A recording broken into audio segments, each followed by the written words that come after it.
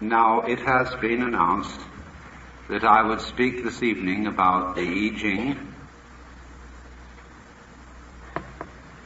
I should just say then briefly that the Book of Changes is thought to be the oldest of the great Chinese classics, and to date from perhaps as early as 1300 BC.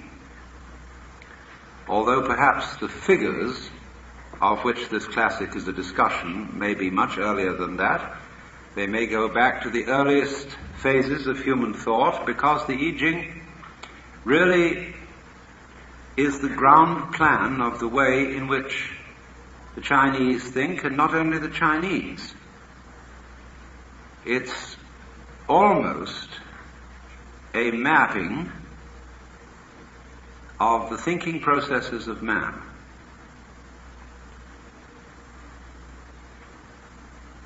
And it may surprise you to know that the system of arithmetic, which is used by digital computers, came from the I Ching.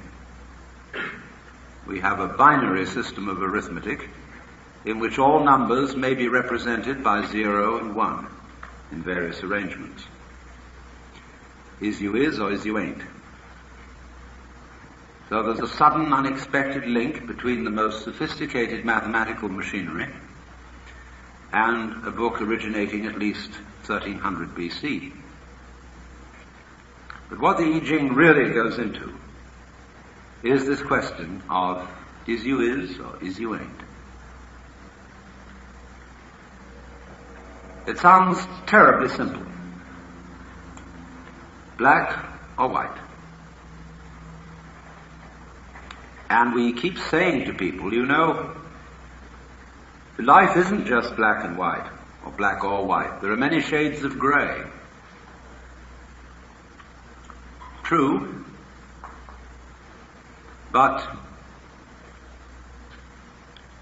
against some backgrounds, grey is dark. In another context, grey is light. And really, all colours, in fact, all information whatsoever, can be translated into terms of yang and yin. For example, when you look at color television, the signals are broadcast to your set as a stream of pulses. They could be put on magnetic tape in terms of an arrangement of pulses indicating either yes or no. This technique has reached such sophistication that with the aid of laser beams we can translate a physical object. Let's take a complicated one. Let's take a dandelion flower gone to seed, a dandelion clock. You take a dandelion clock about so big, it can be turned into a formula, passed through channels, enlarged to any size, say this big, and with laser beams cut in solid plastic in a matter of moments. So that you can get this reproduction of a three-dimensional object. But the transition between the two was handled simply in terms of pulses. So likewise, the nervous system is so constituted that the neuron carrying a message either fires or does not fire. If it fires or if it's activated, that registers as a yes. If it is not fired, the absence of firing is represented as a no. And so you could say that all your perceptions, in all their variety and all their color, are made up of a vast composite of little yeses and little nos in every conceivable variation.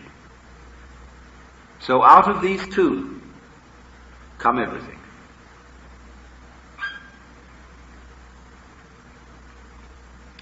Yang means the positive, and yin the negative. Yang is identified with the south or sunny side of a mountain, yin with the north or shady side. And note at this moment that you cannot have a one-sided mountain. Imagine it. And this then is the crucial thing that one must understand about the Yang-Yin philosophy. And it is represented in the symbol of a circle crossed with an S curve, one side of which is black and the other side is white. And so they're like two fishes. And in the head of the black fish is a white eye, and in the head of the white fish there is a black eye. These two sides are interdependent because the black one is outlined by the white one, and the white one is outlined by the black one. And they chase each other in the form which is really the double helix, the pattern of the spiral nebulae, and also the pattern of love-making between many, many kinds of creatures. The spiral folding into itself, black chasing white and white chasing black. Now, obviously, white and black are as different can be.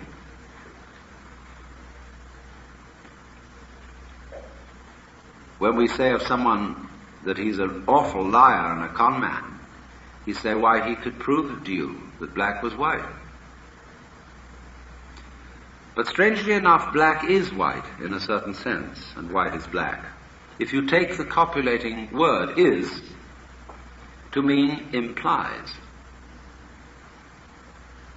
because black implies white and white implies black, or positive implies negative and negative implies positive, because you can't have the one without the other. So to put this into clear words, we can say explicitly black and white are different, but implicitly, that is to say, by implication, they are one.